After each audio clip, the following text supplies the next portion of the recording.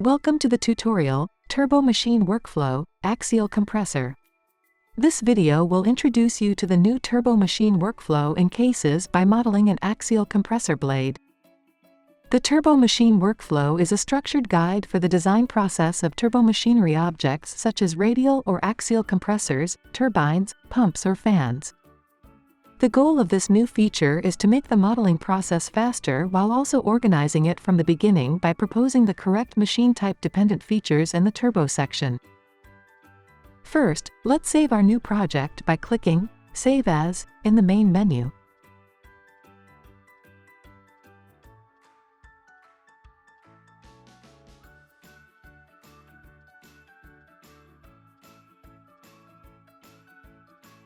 Next, let us navigate to the Turbo section by moving to the Model workspace and select Turbo inside the top blue ribbon.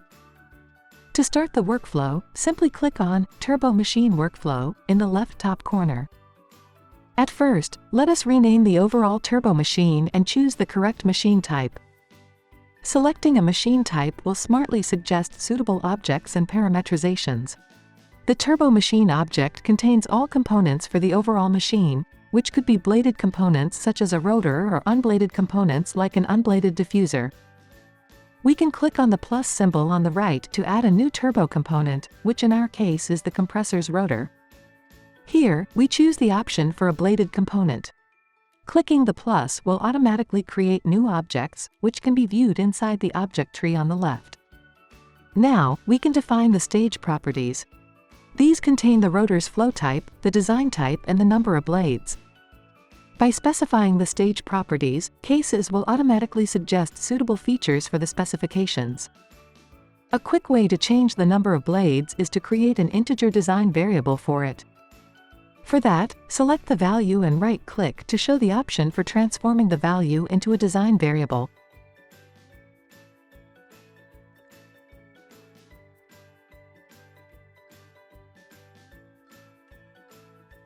The first step in designing the axial compressor's rotor is to define its meridional contours.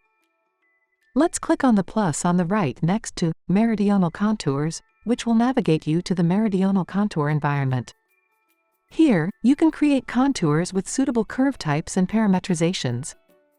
Let's start by creating the rotor's hub contour by clicking the plus icon on the right. Here, let's choose the option 4-point tangent curve for our hub contour.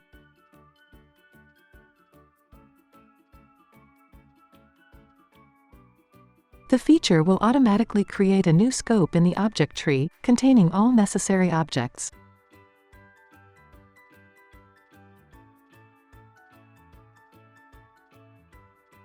You can change the values of the design variables to your specific dimensions by clicking the Edit button.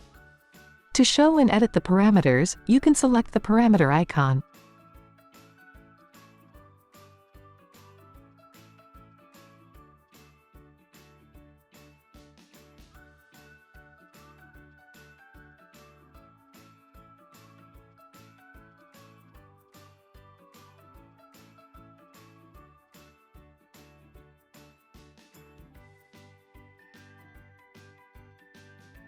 As the hub contour is defined, we can navigate back to the meridional contour environment to add a shroud contour.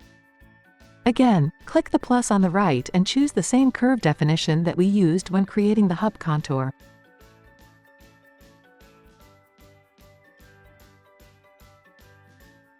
Let's adjust the design variables to the desired value.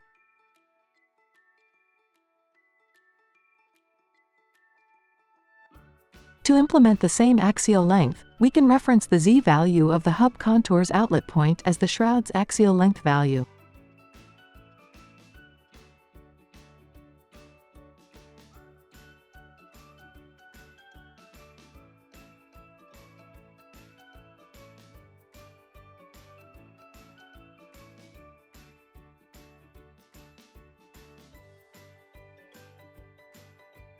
Next, let us add a tip gap by clicking the plus icon next to Shroud Gap Contour. This will introduce an offset curve with constant distance towards the shroud contour. Here, we can transform the thickness of the tip gap into a design variable, making it easy to modify in a later phase of the modeling process.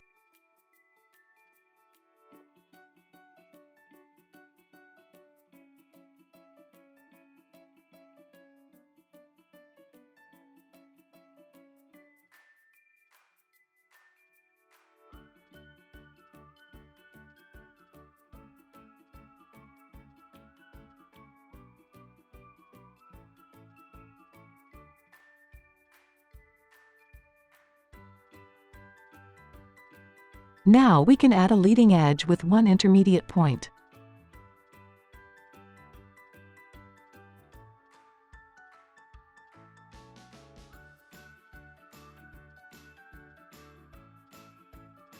Let's adjust the leading edge's position on the hub and shroud contour as well as the radial position of the intermediate point.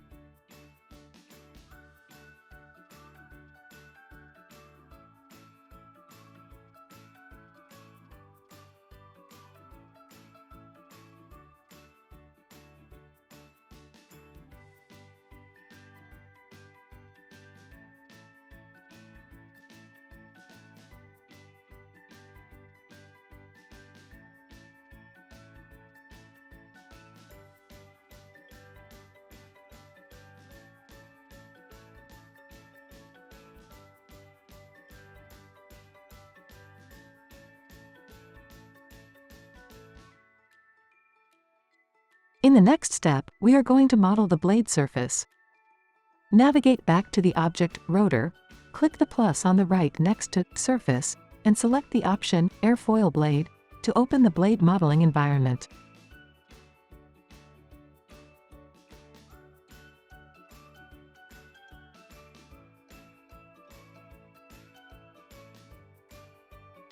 Here, you can choose between different predefined axial compressor profiles. Let's choose the first absolute profile design feature definition.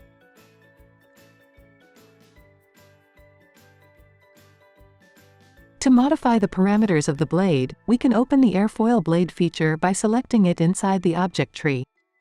First, let's adjust the chord length. For that, we can simply navigate to the section Profile Parameter and modify the value next to chord length.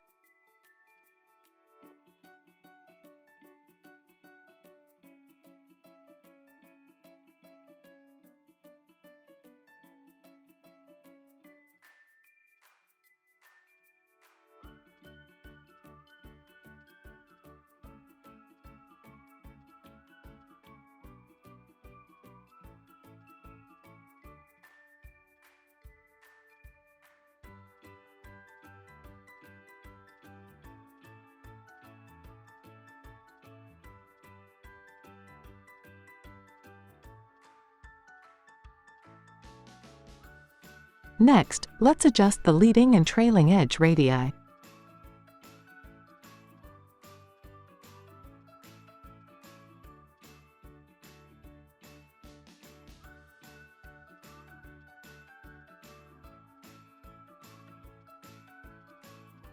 Subsequently, we can change the blade's thickness inside the section Thickness Mid.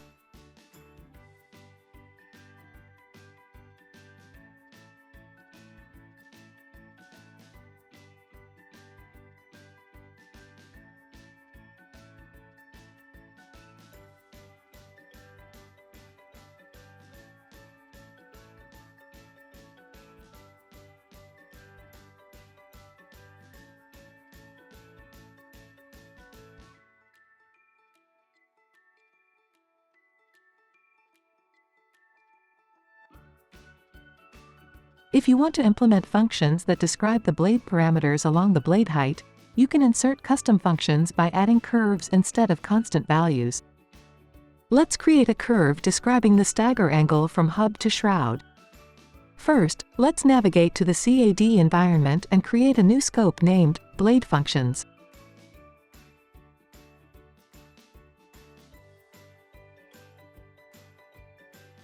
Afterwards, we can create another scope named Stagger Angle.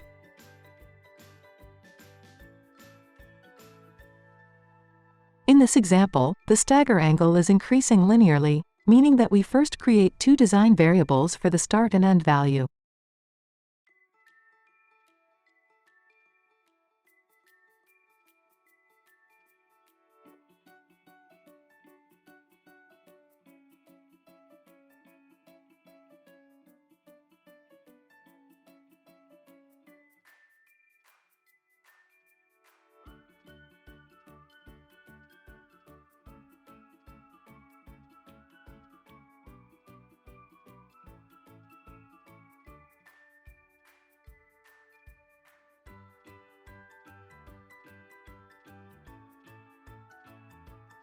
Now, let's create a straight line curve by selecting the curve type, line.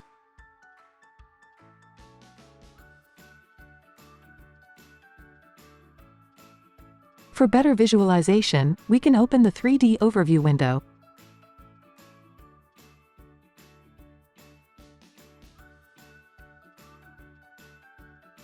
A useful functionality in CAESES is the filtering option, which lets you filter for scopes and objects by entering their names in the search bar.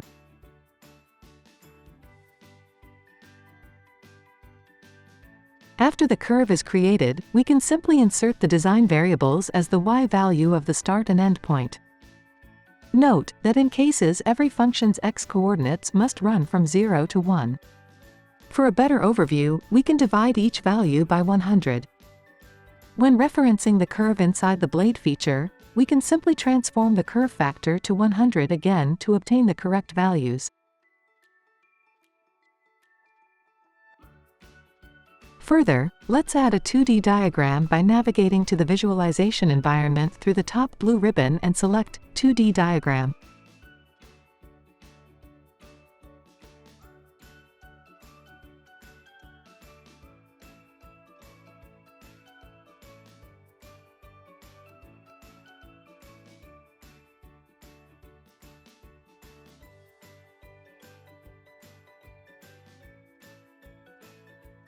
As the stagger angle distribution curve is defined, we can reference it inside the Airfoil Blade feature.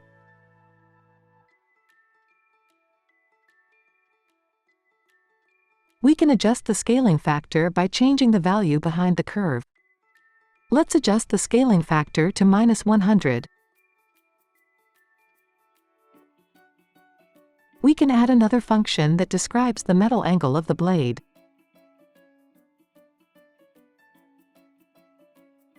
Again, let's create a separate scope and start by defining the curve parameters.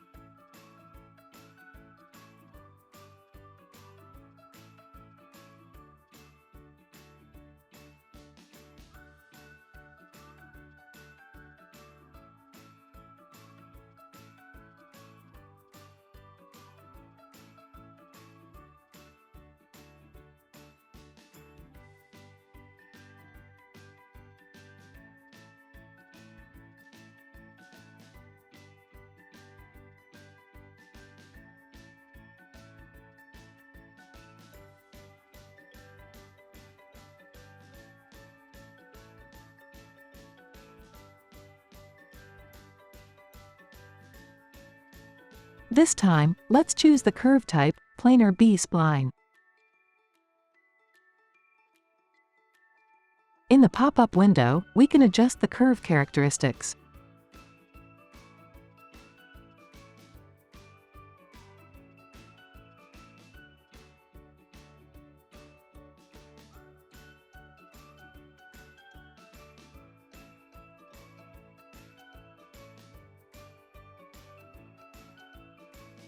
In the next step, let's reference the curve parameters to the y values of the newly created curve points.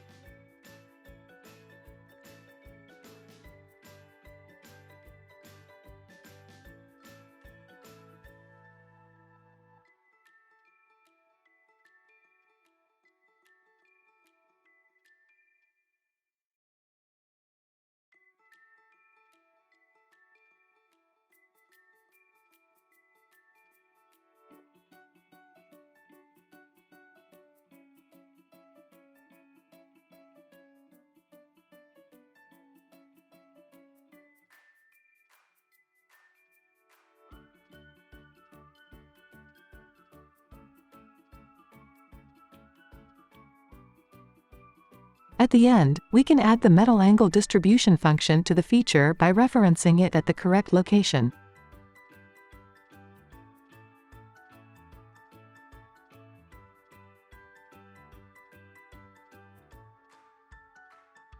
Again, let's set the scaling factor to -100.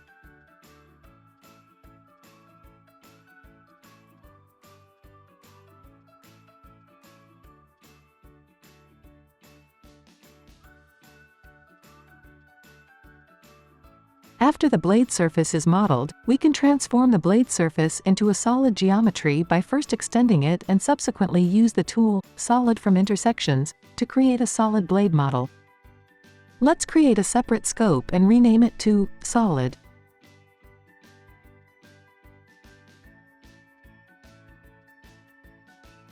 Then, we can create an image surface from the blade surface and extend it.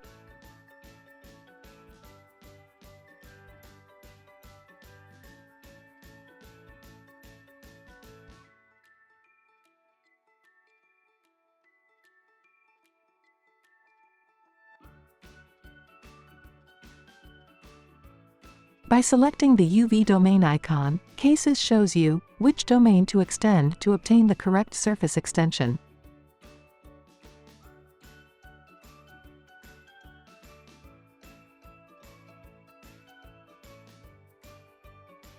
Now, let's create a B-rep out of the image surface.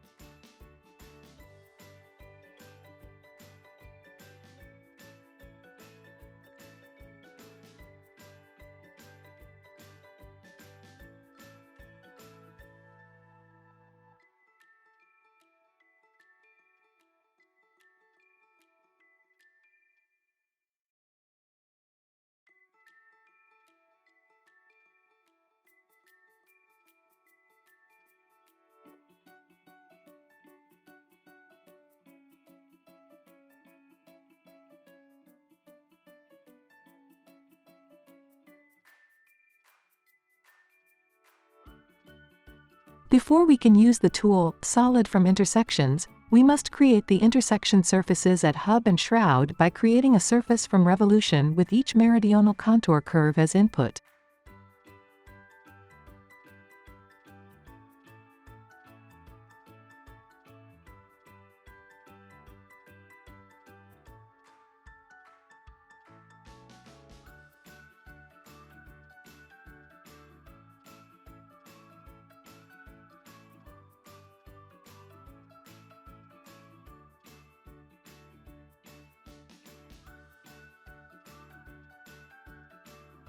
Since we implemented a tip gap, we must use the shroud gap contour as input curve for the surface from revolution.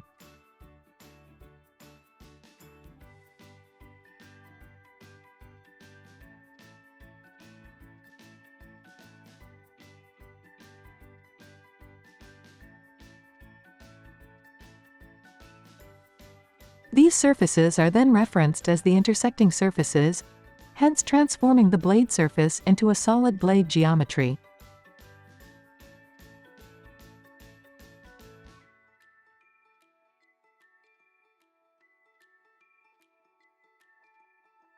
The final step in this video is to create all blades of the rotor by using the tool, Periodic B-Rep. Again, we create a new scope and rename it to Periodic Blades. Next, let's navigate to More in the B-Rep section at the top bar and select Periodic.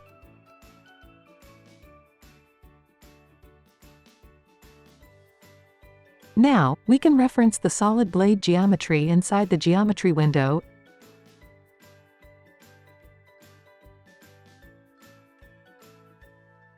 and insert the design variable, number of blades, next to the letter N.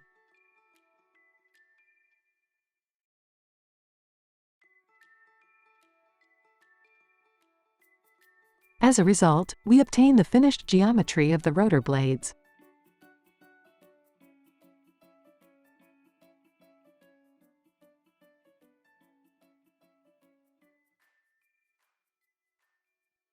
Thank you for following along, your CAESES support team.